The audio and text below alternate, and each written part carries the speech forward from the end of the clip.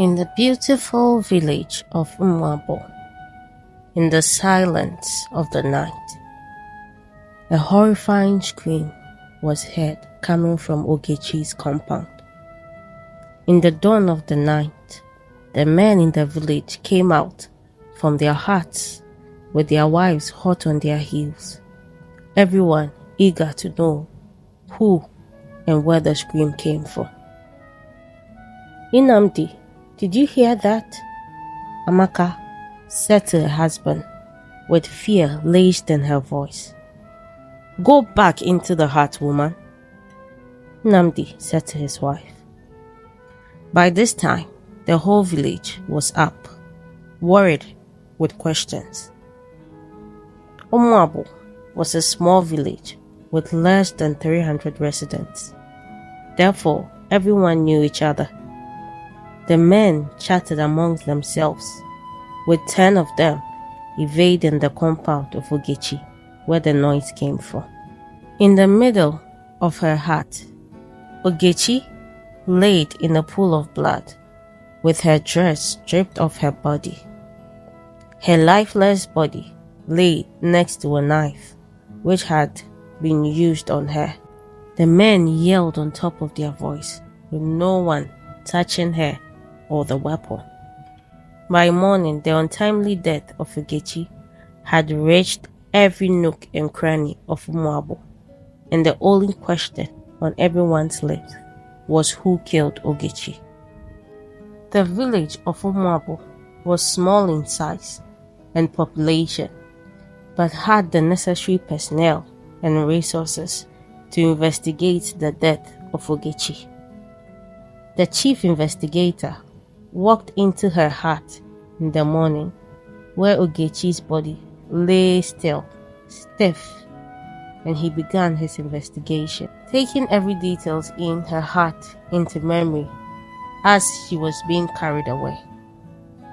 The village detective saw in her tight grip of Ogechi was a piece of clothing. Manu, the detective, patiently opened a tightly closed hand, revealing a torn cloth. This is the evidence he needed, he thought. This piece of clothing was likely from the culprit who had taken her life. Manu said to his men as they left her hut to begin their investigation. Manu sat in his hut after the day's investigation in Ogechi's hut and thought to himself, Ogechi wasn't a native of Umuabu. She was a settler who had come to Umuabu to seek asylum. She had no parents or family. Because of her beauty and humility, everyone liked her. She was an epithet of beauty and peace.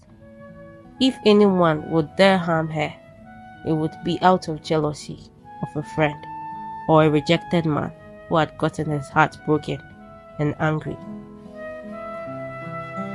Manu sat in the silence, analyzing possible ways anyone could have harmed this beautiful soul, like Ogechi. Weeks passed, and Manu still hadn't gotten anywhere with his investigation.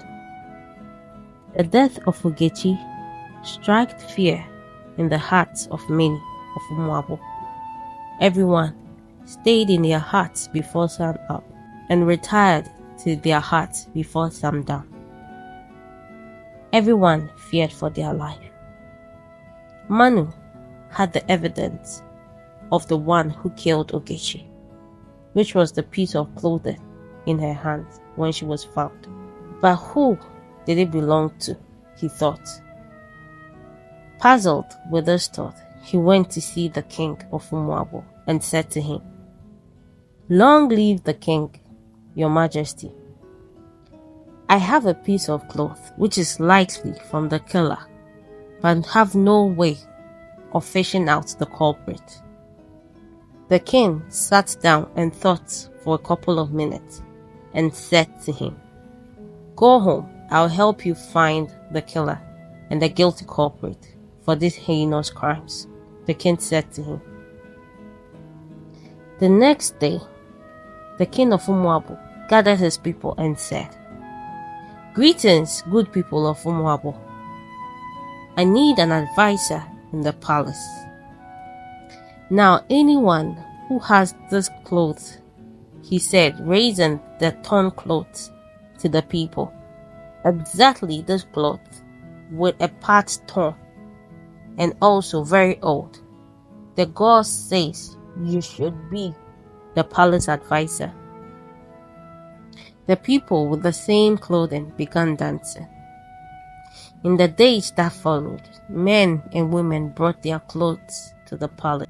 One by one, Manu shook his head to the king. The clothes were either too new, and the torn part of the clothes were also done intentionally.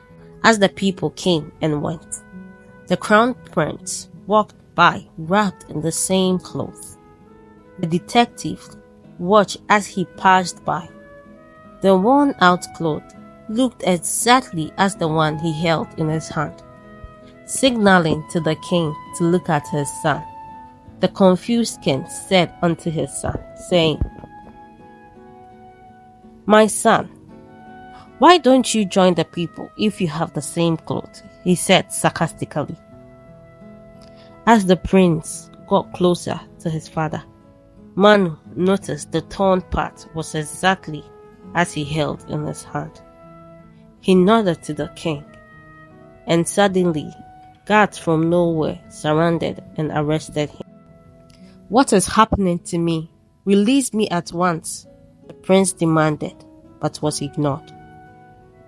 The king asked in a stern voice that sent shiver down the prince's spine, "Why did you kill Ogechi?" The surprise and the recognition on his face said it all. He knew not to lie to his father, so the prince began. "I liked her a lot, father. I approached her with sincerity, but she snubbed me. It hurt my pride." As the crown prince said, "I felt insulted and degraded. I didn't mean to hurt her. She just slipped and fell while struggling with me." Manu knew it was a lie. Ogechi lost her life because she was stabbed.